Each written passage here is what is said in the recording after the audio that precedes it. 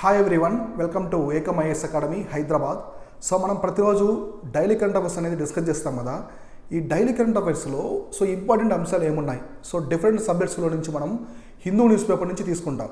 Hindu news paper నుంచి అయితే clear కట్గా తీసుకుంటాం.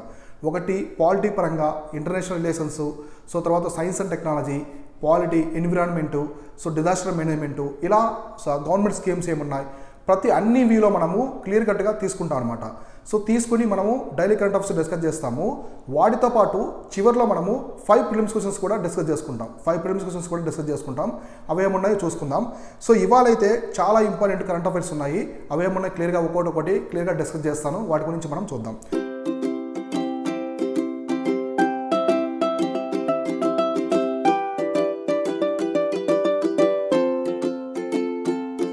ఇవాళ చూస్తే మనం 5th ఆగస్టుకు సంబంధించిన ఏమున్నాయో క్లియర్ కట్గా చూద్దాం. ఫస్ట్ సిజేఐ ప్రొఫెసర్స్ది జస్టిసు యుయు లలితది సక్సెసరు. మనకి చీఫ్ జస్టిస్ ఆఫ్ ఇండియా మనకి ఎన్వి రమణ గారు ఉన్నారు కదా. ఎన్వి రమణ గారు ఆయన సక్సెసర్ ఎవరో నియమిస్తున్నారు అన్నమాట. ఇక్కడ వచ్చేసి ఎవరో చెప్తున్నారు.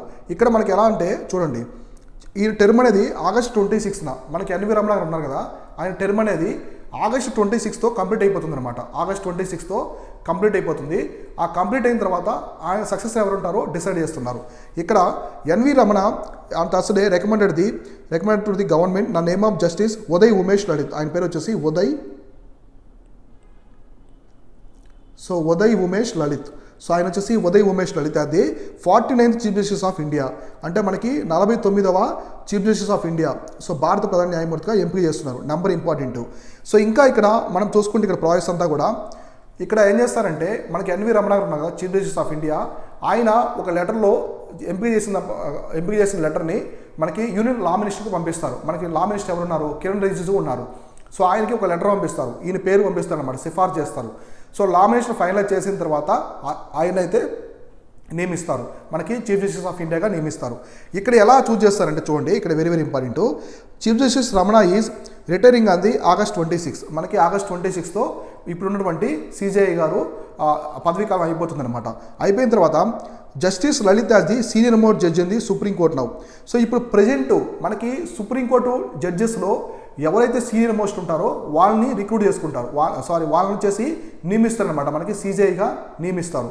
అట్లా ఇక్కడ the memorandum of procedure appointment of the supreme court judges says appointment to the office of the chief justice of India should be the senior most judge in the supreme court consent to hold the office.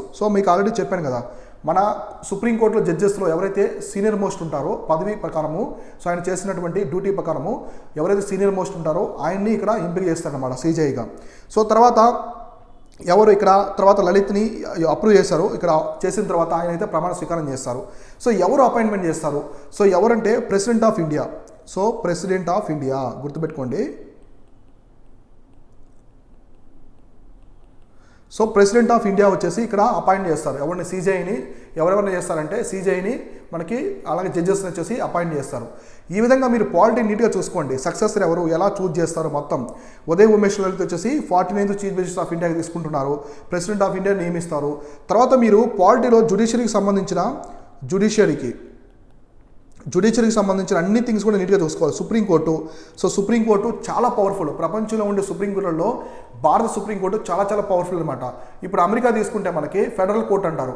అక్కడ అది only central issues మాత్రమే discuss చేస్తుంది. స్టేట్కి power ఉండదు, state మీద ఎలాంటి power ఉండదు. అలానే వాటికి ఫెడరల్ కోర్ట్స్ ఉంటాయి, మళ్ళీ స్టేట్ కోర్ట్స్ సపరేట్ ఉంటాయి. కానీ ఇండియాలో సుప్రీంకోర్టు కింద అన్ని జడ్జెస్ ఉంటాయి, అన్నీ ఉంటాయి. ఇండిపెండెంట్ ఆఫ్ కోర్టు కావచ్చు, ఇంటిగ్రేటెడ్ ఇండిపెండెంట్ జ్యుడిషియరీ ఉంటుంది. తర్వాత మనకి హైకోర్ట్స్ ఉంటాయి, నెక్స్ట్ సబార్డినేట్ కోర్ట్స్ ఉంటాయి. వీటన్నిటి గురించి కూడా క్లియర్ కట్గా చూసుకోవాలి.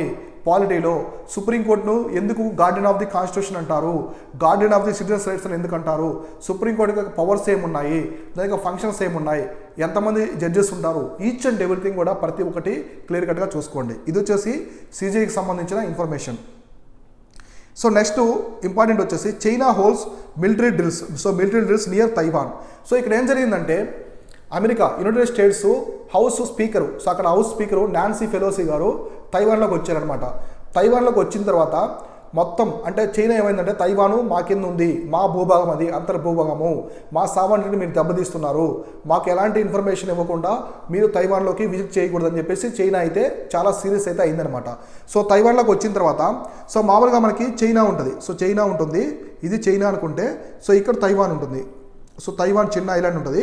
ఇక్కడ మనకి ఫార్మోసా స్ట్రైట్ అని ఒకటి ఉంటుంది. సో ఇంపార్టెంట్ ఫార్మోసా స్ట్రైట్, ఇది చైనాకి మెయిన్ల్యాండ్కి అలానే తైవాన్కి మధ్యలో ఉంటుంది Formosa straight.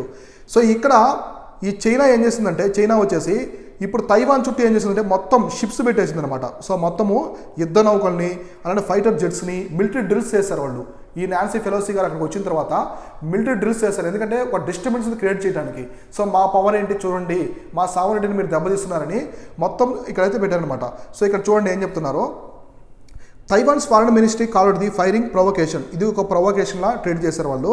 That is threatening to our security, escalating the tensions in the region and interrupting the international transportation and trade. So ఇవన్నీ కూడా మీరు వైలేషన్ చేస్తున్నారు, మా సెక్యూరిటీని మీరు దెబ్బతీస్తున్నారు, చైనా డ్రిల్స్ చేయడం వల్ల తైవాన్ సెక్యూరిటీ దెబ్బతీస్తున్నారని చెప్పేసి వాళ్ళు చెప్తున్నారు.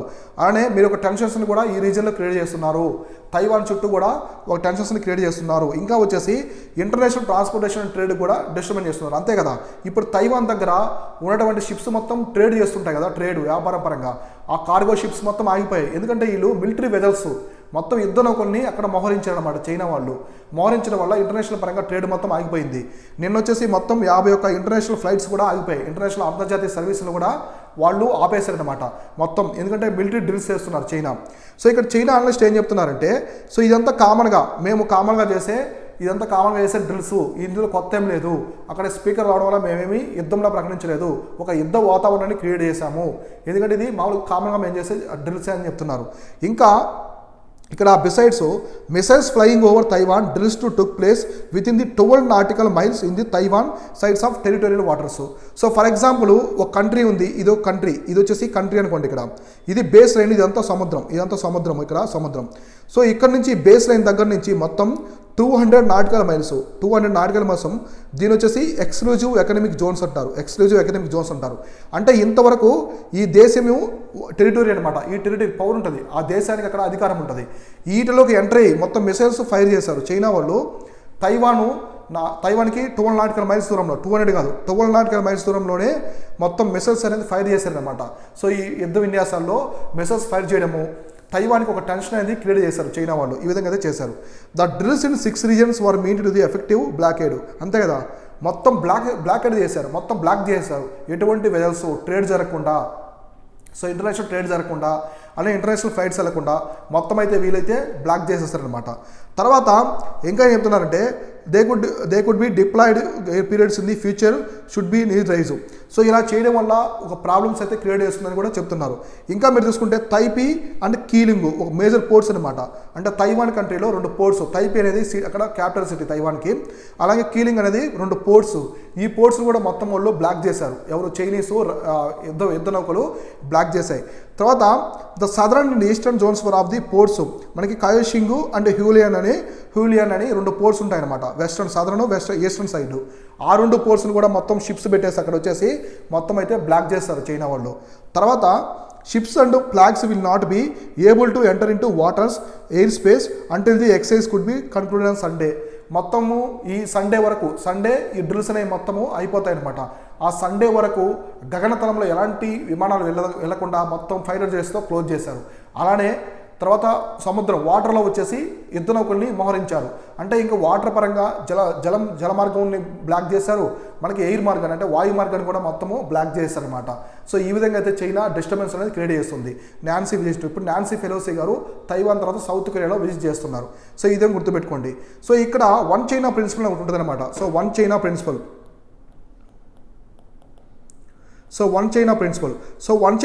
ఏంటంటే మొత్తం తైవాను, హాంకాంగ్, టిబెట్ అన్నీ కలిపి చైనా కిందే ఉంటాయి, మేమంతా ఒకే చైనా అని చెప్పేసి చెప్తున్నారు. దీనికి ఇండియా కూడా యాక్సెప్ట్ చేసింది.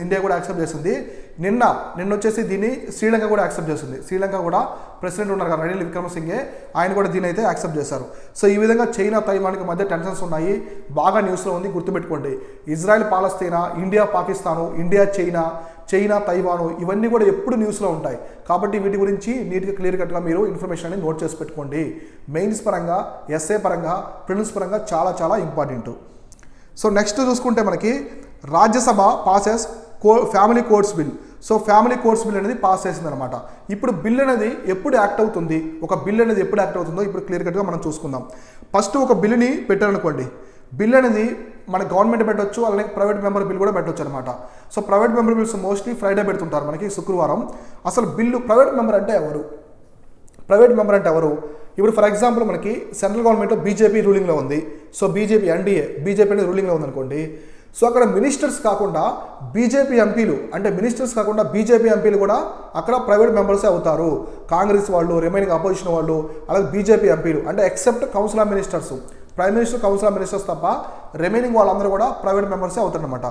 సో బిల్లుని హౌస్లో పెట్టిన తర్వాత దాని మీద ఓటింగ్ జరుగుతుంది, మొత్తం ఓటింగ్ జరుగుతుంది. అది కాన్స్టిట్యూషనల్ బిల్లా ఏందని ఓటింగ్ పాస్ అయిన తర్వాత మనకి ప్రెసిడెంట్ అసెంట్ కావాలి. సో ప్రెసిడెంట్ అసెంట్ తీసుకున్న తర్వాత ఫైనల్గా అది వచ్చేసి బిల్ అయితే యాక్ట్ అయితే అవుతుందన్నమాట. సో ఈ విధంగా కామన్ ప్రొసీజర్ ఉంటుంది. ఇదంతా మీకు తెలిసిందే. బిల్లు తర్వాత ఓటింగ్ జరగడము, కమిటీస్ మొత్తం అయిపోయిన తర్వాత మనకి ప్రెసిడెంట్ దగ్గరికి వెళ్తుంది. ప్రెసిడెంట్ సైన్ చేసిన తర్వాత, అసెంట్ ఇచ్చిన తర్వాత అది యాక్టివ్ అయితే అవుతుందన్నమాట. సో ఇక్కడ ఈ ఫ్యామిలీ కోర్టు బిల్ అనేది ఏంటో క్లియర్ కట్గా చూద్దాం. So Rajya Sabha passed the family court amendment bill here on Thursday amid the disruptions on the enforcement directors opposition. So రాజ్యసభలో బిల్ అయితే పాస్ అయింది. ఇది మొదట లోక్సభలో పాస్ అయిన తర్వాత రాజ్యసభకి పంపించారు. రాజ్యసభలో బిల్లు పాస్ అయింది, కాకపోతే చాలా టెన్షన్స్ మధ్య అయింది. ఎందుకంటే ఇప్పుడు అపోజిషన్, ఇప్పుడు రాహుల్ గాంధీ, సోనియా గాంధీ మీద సో నేషనల్ హెరాల్డ్ కేసులో వాళ్ళని ఈడీ, ఎన్ఫోర్స్మెంట్ డైరెక్టరేట్ క్వశ్చన్స్ చేస్తుంది, ఇన్వెస్టిగేషన్ చేస్తుంది. సో కాబట్టి దాని మీద అపోజిషన్ అయితే కొంచెం డిస్టర్బెన్స్ క్రియేట్ చేసింది. అయినప్పటికీ కూడా బిల్ అయితే పాస్ అయిపోయిందని చెప్తున్నారు. So the bill validates the family courts in the Himachal Pradesh and Nagaland respective effect. So ఇక్కడ హిమాచల్ ప్రదేశ్ అండ్ నాగాల్యాండ్లో ఇక్కడ వచ్చేసి ఫ్యామిలీ కోర్ట్స్ అనేది ఇంట్రొడ్యూస్ చేయాలి, ఇంకా పెట్టాలి అని చెప్పేసి ఒక బిల్ అయితే తీసుకొచ్చాడనమాట. సో ఇంకా the amendment moved by the CPM MP A V Sadasivan to send bill to select committee was defeated in the voice vote. So దీన్ని సెలెక్ట్ కమిటీకి పంపిస్తే బిల్ అనేది వాయిస్ ఓట్ ద్వారా ఓడిపోయిందని చెప్తున్నారు. ఇంకా the debate took place amid disruptions at opposition members. So ఇదంతా common, అవసరం లేదు. సో వాళ్ళు స్లోగన్స్ ఇవ్వడం కామన్. సో ఇంకా చూడండి, the law minister Kiran Rijiju said that there were at present 715 family courts in the country with over 11 lakh pending cases. So ఇక్కడ చూడండి, మీకు నీట్గా అర్థమవుతుంది. సో ఈ ఫ్యామిలీ కోర్ట్స్ అనేవి ఇండియాలో ఆల్రెడీ ఉన్నాయి. ఇండియాలో ఇప్పుడు ఫ్యామిలీ కోర్ట్స్ అనేవి ఉన్నాయి, ఆల్రెడీ పెండింగ్ కేసెస్ కూడా ఉన్నాయని చెప్తున్నారు. అంటే మొత్తం ఇండియాలో 715 ఫ్యామిలీ కోర్ట్స్ అనేవి ఉన్నాయన్నమాట. సో 715 ఫ్యామిలీ కోర్ట్స్ అయితే ఉన్నాయి. మొత్తం 11 lakh కేసెస్ ఉన్నాయి. సో 11 లక్షల కేసెస్ అనేవి పెండింగ్లో ఉన్నాయి. సో దీనికోసమే ఈ ఫ్యామిలీ కోర్ట్స్ని ఇంకా ఇంట్రొడ్యూస్ చేయాలని చెప్పేసి ఈ బిల్ అయితే తీసుకొచ్చామని చెప్తున్నారు అమెండ్మెంట్. సో ఇంకా it would set up at least 1 family court in the each districts. So there could be speedy disposal of the cases.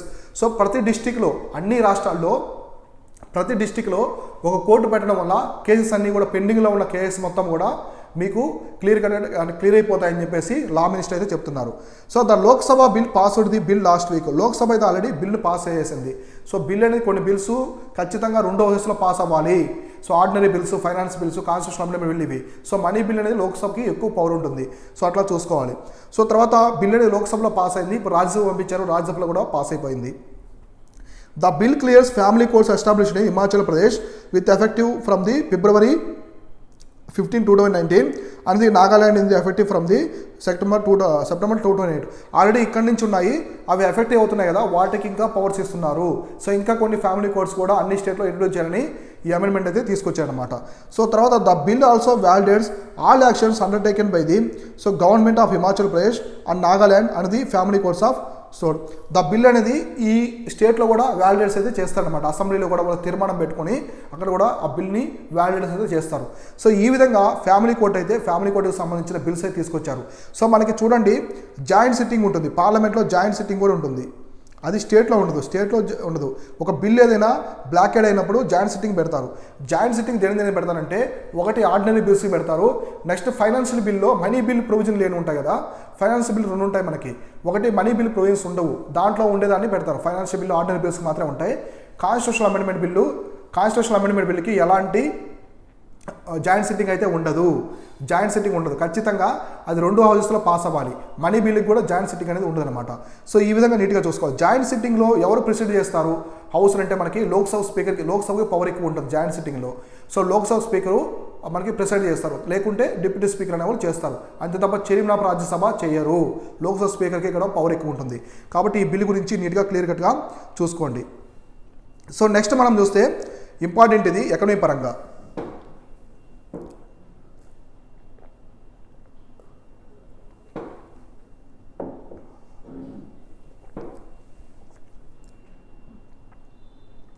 So తర్వాత ఇన్ఫ్లేషన్ ఎకానమీ పరంగా చాలా చాలా ఇంపార్టెంట్ టాపిక్ ఇది. ఇక్కడ చూడండి, inflation driving the 8% of GST revenue rise. So ఇక్కడ ఏమైందంటే GST revenue అనేది పెరిగిందనమాట. జిఎస్టీ రెవెన్యూ అనేది పెరిగింది. దేనివల్ల అంటే ఇన్ఫ్లేషన్ వల్ల కన్జంప్షన్ పెరిగింది. అంటే ఎక్కువ ప్రైసెస్ పెరిగాయి కదా, ప్రైస్ పెరగడం వల్ల ఆటోమేటిక్గా జిఎస్టీ కన్జంప్షన్ పెరగడం వల్ల జిఎస్టీ కూడా పెరుగుతుంది. ఇప్పుడు మీరు ఎక్కువ గూడ్స్ కొనాలనుకోండి, దాని మీద జిఎస్టీ ఎక్కువ కలెక్ట్ చేస్తారు, కాబట్టి ఆటోమేటిక్గా జిఎస్టీ రెవెన్యూ కూడా పెరుగుతుంది. సో చూడండి ఇక్కడ ఏం చెప్తున్నారంటే ఎస్బీఐ అనేది రీసెర్చ్ చేసింది, స్టేట్ బ్యాంక్ ఆఫ్ ఇండియా ఒక రీసెర్చ్ చేసింది. ఆ రీసెర్చ్లో ఏం చెప్తున్నారంటే కరెంట్ అకౌంట్ డెఫిసిట్ అనేది 3.7% ఆఫ్ ది జీడిపి ఉందని చెప్తున్నారు. 3.7% ఆఫ్ ది జీడిపి ప్రస్తుత ఖాతా లోటు. కరెంట్ అకౌంట్ డెఫిసిట్ అంటే ప్రస్తుత ఖాతా లోటు. అలాగే నెక్స్ట్ ట్రేడ్ డెఫిసిట్ వచ్చేసి 8.5% ఉంది. సో 85% ఆఫ్ ది జీడిపి అయితే ఉంది ఏ ఇయర్లో 2022-23 ఫైనాన్షియల్ ఇయర్ అని చెప్తున్నారు.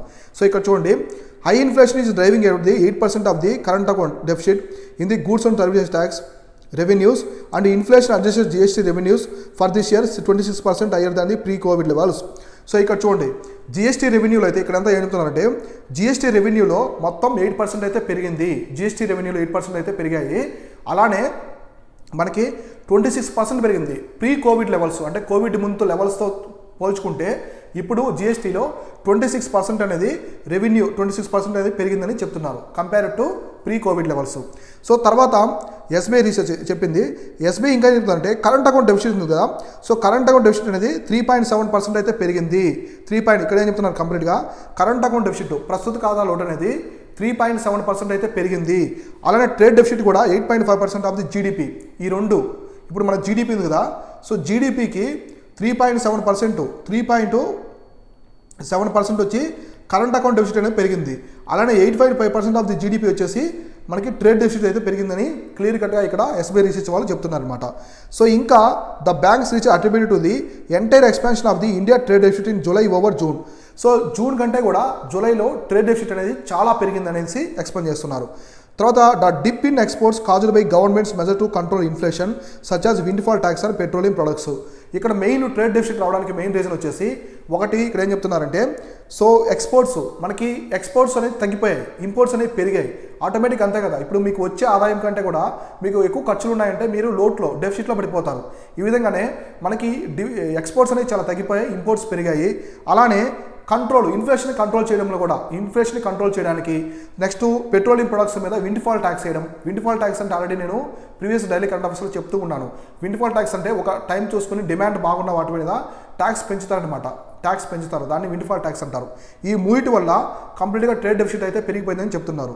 తర్వాత GST collections have clocked over 1.4 lakh crore for the 5 successive months. Last మనకి 5 successive monthsలో 1.4 lakh crore GST revenues అయితే కలెక్ట్ చేస్తారని చెప్తున్నారు. సో జూలై రికార్డింగ్ అనమాట, ఇది వచ్చేసి second highest revenues recording the indirect tax revenue introduction to the almost 1.4 lakh crore. So మనకి 1.49 lakh crore అంటే మొత్తము ఇది ఇండైరెక్ట్ ట్యాక్స్ పరిధిలో, అంటే మనకి పరోక్ష పన్నులో ఇది one of the second highest అని చెప్తున్నారు. సో తర్వాత 28% higher than the earlier. Last ఇయర్తో పోల్చుకుంటే జిఎస్టీ రెవెన్యూస్ ఈసారి 26% హైయెస్ట్ ఉన్నాయి అనమాట. 26% హైయెస్ట్ ఉన్నాయి, అంటే ప్రీ కోవిడ్ లెవెల్స్తో పోల్చుకుంటే 26% హైయెస్ట్ ఉన్నాయి. లాస్ట్ ఇయర్తో పోల్చుకుంటే 28% హైయెస్ట్ ఉందని చెప్తున్నారు. So various reasons including the better complaints, so economic recovery and higher inflation consider as the some of the factors leading the hire GST revenue. ఇది important. So GST revenue పెరగడానికి main reason ఏంటంటే better complaints. So better complaints ఒకటి ఉంది.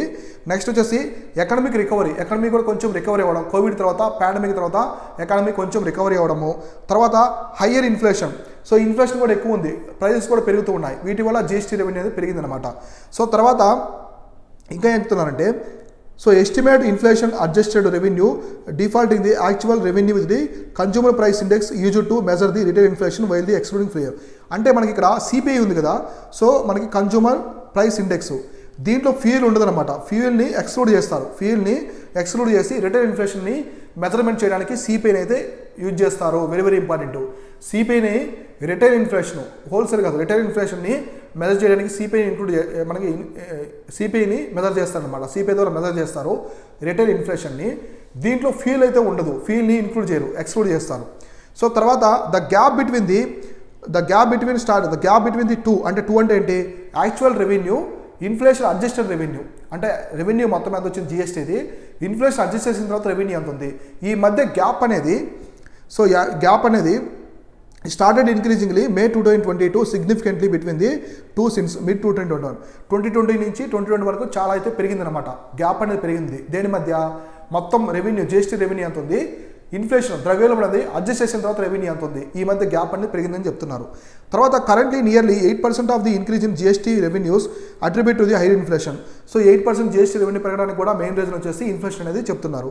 తర్వాత ఇంకా SBI estimated అది inflation adjusted GST revenue for the 4 months మొత్తము average 1.2 lakh crore. So మనకి ఇన్ఫ్లేషన్ మనకి మామూలుగా ఎంత చెప్పారు, 1.49 lakh crore అని చెప్పారు జిఎస్టీ రెవెన్యూ. ఏది ముందు జిఎస్టీ రెవెన్యూ మొత్తం వచ్చేసి 1.49 lakh crore. ఇప్పుడు ఇన్ఫ్లేషన్ అడ్జస్ట్ చేసిన తర్వాత ఎంత ఉందంటే మనకి 1.2 lakh crore అనేది ఉందన్నమాట. 1.2 lakh crore. సో మొత్తం ముందు ఎంత ఉంది, మొత్తం GST revenue 1.29 lakh crore. So lakh crore ఉంది. ఇన్ఫ్లేషన్ అడ్జస్ట్ చేసిన తర్వాత ఎంత ఉంది, 1.2 lakh crore అయితే ఉందని చెప్తున్నారు అన్నమాట క్లియర్గా. సో ఇంకా this is a 20% jump in the inflation adjusted GST from the pre pandemic levels of the 90. So మనకి ప్రీ పాండమిక్ అంటే కోవిడ్ లెవెల్ ముందు ఎంత ఉందంటే మనకి 95,000 crore మాత్రమే ఉన్నది. ఏది, ఇన్ఫ్లేషన్ అడ్జస్టెడ్ రెవెన్యూ. ఇన్ఫ్లేషన్ తర్వాత అడ్జస్ట్ చేసిన తర్వాత జిఎస్టీ రెవెన్యూ ఎంత ఉన్నదంటే 95,000 crore మాత్రమే ఉన్నది ప్రీ కోవిడ్ లెవెల్స్లో. ఇప్పుడు 26% అయితే జంప్ అయ్యి 1.2 lakh crore అయితే అయిందని చెప్తున్నారు. సో తర్వాత ఇన్ సింపుల్ టెర్మినాలజీ షోర్స్ that ever accounting the higher inflation GST currencies have remained the robust in increasing the could be. అంటే జిఎస్టీ రెవెన్యూస్ బాగా పెరగడానికి మెయిన్ రీజన్ కూడా higher consumption. So important consumption. So consumption ఎందుకంటే మీరు ఎక్కువ goods కొన్నారనుకోండి, ఎక్కువ GST పడుతుంది, రెవెన్యూ పోతుంది, గవర్నమెంట్కి రెవెన్యూ పోతుంది. మీరు ఎన్ని కన్జంప్షన్ అంటే వినియోగదారులు ఎంత కన్జ్యూమర్స్ ఎంత కొనుగోలు చేస్తున్నారు దాన్ని బట్టే జిఎస్టీ రెవెన్యూ కూడా ఉంటాయి. ఇప్పుడు నేను ఒక ప్రోడక్ట్ కొన్నాను అనుకోండి, జిఎస్టీ 5 rupees పడ్డది, సో 5 rupees పడ్డది. అదే 10 products కొన్నప్పుడు 50 rupees పడుతుంది కదా, గవర్నమెంట్కి రెవెన్యూ వస్తుంది. అంటే బేస్డ్ ఆన్ కన్జంప్షన్ అని చెప్తున్నారు. తర్వాత లోవర్ దాన్ ది పీక్స్ అనమాట. With the records goods trade deficit $31 billion ఉంది. జూన్లో వచ్చేసి $31 billion ఉన్నది. ఇది మనకి ప్రీవియస్ వచ్చేసి 26 ఉన్నది. సో ఇక్కడ క్లియర్గా చూడండి, ఈ పాయింట్స్ చాలా ఇంపార్టెంట్. మనకి ట్రేడ్ డెఫిసిట్ అనేది ఏ విధంగా పెరిగిందంటే చాలా పెరిగిందనమాట. సో ట్రేడ్ డెఫిసిట్ అనేది ఇంతకుముందు ఎంత ఉన్నది, ఇప్పుడు ఎంత ఉన్నది, ఇంతకుముందు $26.2 billion $2 billion అనేది ఉన్నది. ఇప్పుడు ఎంత అయిందంటే మొత్తము $31 billion అయింది. $31 billion వెళ్ళిపోయింది. చాలా పెరిగింది ట్రేడ్ డెఫిసిట్ అనేది, చాలా పెరిగిందని చెప్తున్నారు. సో ఇంకా taking the past $100 billion in a year already. So ఇది ఈ ట్రేడ్ డెఫిసిట్ అనేది సో మనకి ఇయర్ మొత్తం మీద $100 billion అనేది వెళ్ళిపోవచ్చు అని చెప్తున్నారు రీసెర్చ్ ప్రకారం. ఈ ట్రేడ్ డెఫిసిట్ మొత్తం ఎంత ఉంది, 8.5% ఆఫ్ ది జీడిపి అయితే ఉందన్నమాట. తర్వాత interestingly this is much lower the peak level. మనకి 2012-13, సో మనకి 2012-13లో మొత్తం ట్రేడ్ డెఫిసిట్ ఎంత ఉందో తెలుసా, ట్రేడ్ డెఫిసిట్ అనేది 10.7% ఆఫ్ ది జీడిపి ఉన్నది. 10.7% ఆఫ్ ది జీడిపి అయితే ఉన్నదన్నమాట ట్రేడ్ డెఫిసిట్. అంటే మొత్తము 2012-13 సంవత్సరంలో 10.7% ఆఫ్ ది జీడిపి ఉన్నది. చాలా ఎక్కువ ఉన్నది, పీక్ లెవెల్లో ఉన్నది. ఇప్పుడు 2022-23లో వచ్చేసి మనకి ఓన్లీ 8.5% అయితే ట్రేడ్ డెఫిసిట్ అయితే ఉంది. ఇది కూడా పెద్దదే అనమాట, ఇది కూడా కొంచెం ఎక్కువే అని చెప్తున్నారు. సో ఈ విధంగా అయితే ఎస్బీఐ అయితే రీసెర్చ్ చేసి నీట్గా ఇన్ఫ్లేషన్ డ్రైవింగ్, జిఎస్టీ రెవెన్యూ ఎలా ఉంది, ఇన్ఫ్లేషన్ ఎలా ఉంది, ట్రేడ్ డెఫిసిట్ ఎలా ఉంది, తర్వాత మనకి కరెంట్ అకౌంట్ డెఫిసిట్ ఎలా ఉందో క్లియర్ కట్గా ఎక్స్ప్లెయిన్ చేశారు. సో ఇవి వచ్చేసి డైలీ కరెంట్ అఫైర్స్. ఇప్పుడు మనము 5 ప్రిలిమ్స్ క్వశ్చన్స్ గురించి క్లియర్గా డిస్కస్ చేసుకుందాం.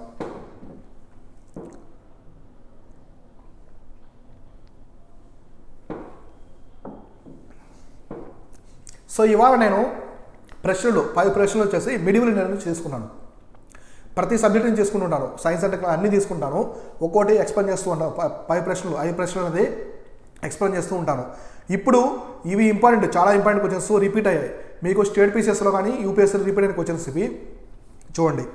సో ఫస్ట్ వచ్చేసి which Mughal ruler, so which Mughal ruler introduce the new religion Din Ilahi. So Din Ilahi అనే మతాన్ని ఏ మొఘల్ పాలకుడు దాన్ని ప్రారంభించారని చెప్తున్నారు అనమాట, ఇంట్రొడ్యూస్ చేస్తారని చెప్తున్నారు. సో ఇక్కడ ఆప్షన్స్ బాబర్, అక్బర్, ఔరంగజేబు, జహాంగీర్. ఆన్సర్ వచ్చేసి అక్బరు.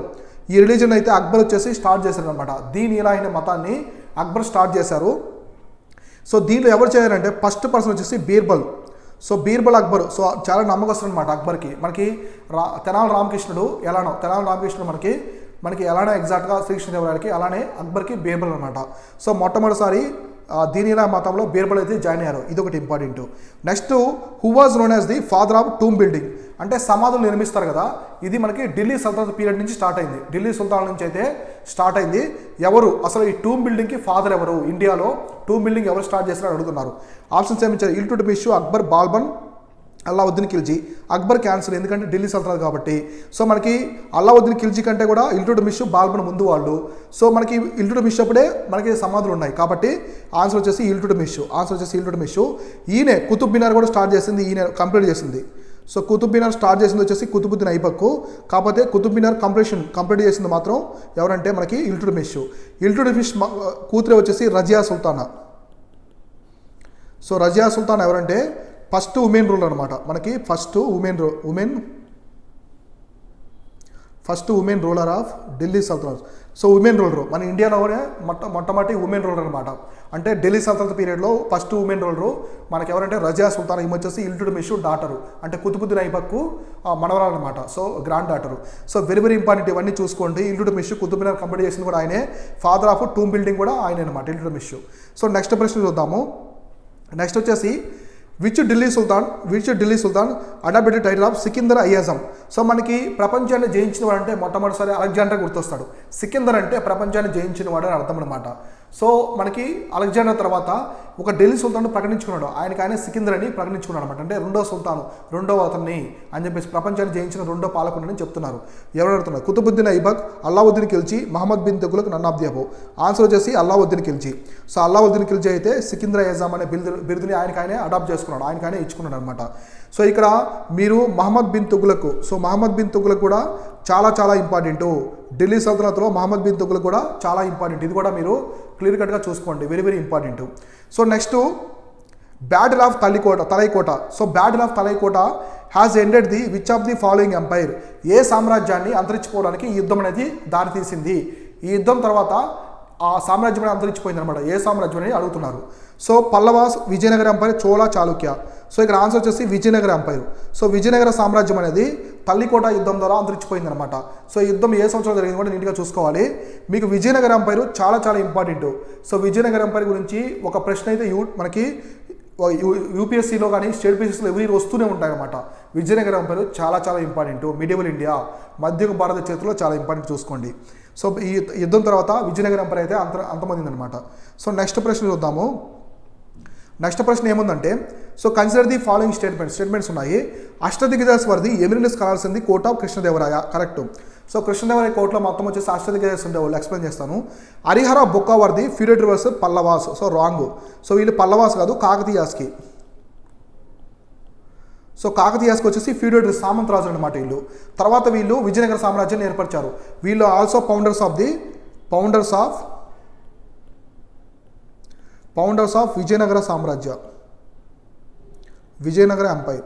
సో విజయనగర ఎంపైర్ని స్టార్ట్ చేసింది ఎవరంటే హరిహర బొక్క వచ్చేసి founders of the Vijayanagara empire. అలానే వీళ్ళు కాకతీయాస్ దగ్గర ఉన్నారనమాట. వీళ్ళు ఒక ముని ద్వారా, ఒక ఋషి ఉంటారు విద్యారణ్య అని. సో విద్యారణ్య ఒక ముని ఉంటారు, ఆయన ద్వారా వచ్చేసి వీళ్ళు శిష్యరికం చేసి ఆయన ద్వారా ఈ సామ్రాజ్యాన్ని అయితే ఏర్పరుస్తారు అనమాట. కాబట్టి ఇంపార్టెంట్, నీట్గా చూసుకోండి. విద్యారణ్య వ్యక్తి వచ్చేసి మనకి చాలా ఇంపార్టెంట్, తెలంగాణ ప్రాంతానికి చెందిన వ్యక్తి అనమాట. ఇవన్నీ కూడా చూసుకోండి. ఇది పక్కన పెట్టేస్తే మనకి అష్టదిగ్గజాస్ అంటే మొత్తం వచ్చేసి 8 స్కాలర్స్ ఉంటారు. మొత్తము 8 స్కాలర్స్ ఉంటారు. 8 స్కాలర్స్లో మనకి పెద్ద ఆయన వచ్చేసి మనకి అల్లసాని పెద్దన.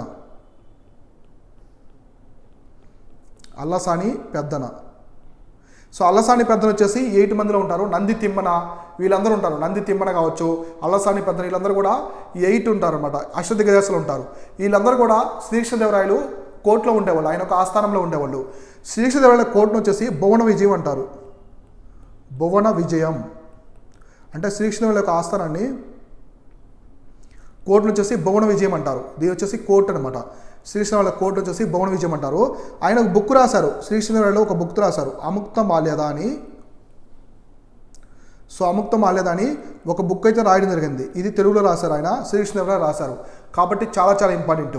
ఇక్కడ అష్టదిగ్గజాస్ అనే వాళ్ళు ఉండేవాళ్ళు ఇక్కడ కృష్ణదేవరాయల ఒక ఆస్థానంలో.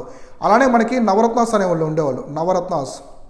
సో ఇలానే నవరత్నాస్ అంటే 9 స్కాలర్స్ అనమాట. నవరత్నాస్ అంటే 9 స్కాలర్స్. వీళ్ళు వచ్చేసి విక్రమాదిత్య అంటే చంద్రగుప్త 2 ఉన్నారు కదా, సో చంద్రగుప్త 2నే వచ్చేసి విక్రమాదిత్య అంటారు.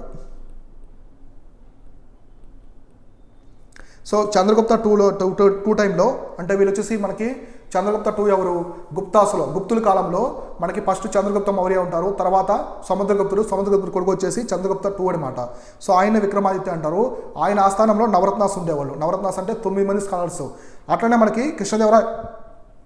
కృష్ణదేవరాయల ఆస్థానంలో 8 మంది స్కాలర్స్ ఉండేవాళ్ళు. వాళ్ళని వచ్చేసి అష్టదిగ్గజాస్ అని పిలిచేవాళ్ళు. కాబట్టి ఇవి ఇంపార్టెంట్, ఇట్లాంటివన్నీ నీట్గా చూసుకోండి. సో ఇది వచ్చేసి మనకి ఇంపార్టెంట్ డైలీ కరెంట్ అఫైర్స్. అలానే వాటితో పాటు 5 ప్రిలిమ్స్కి వచ్చేసి కూడా నీట్గా క్లియర్ కట్గా ఎక్స్ప్లెయిన్ చేశాను. రేపు మనం ఇంపార్టెంట్ కరెంట్ అఫైర్స్ ఏమున్నాయి, డిఫరెంట్ కరెంట్ అఫైర్స్ అన్ని సబ్జెక్ట్స్లో తీసుకుని నీట్గా అన్ని క్లియర్గా ఎక్స్ప్లెయిన్ చేస్తాను. ఒక ఈవెంట్ కూడా మీకు క్లియర్ కట్గా ఎక్స్ప్లెయిన్ చేస్తాను. రేపు డైలీ కరెంట్ అఫైర్స్ ఏమన్నా క్లియర్గా మనం డిస్కస్ చేసుకుందాం. Thank you all.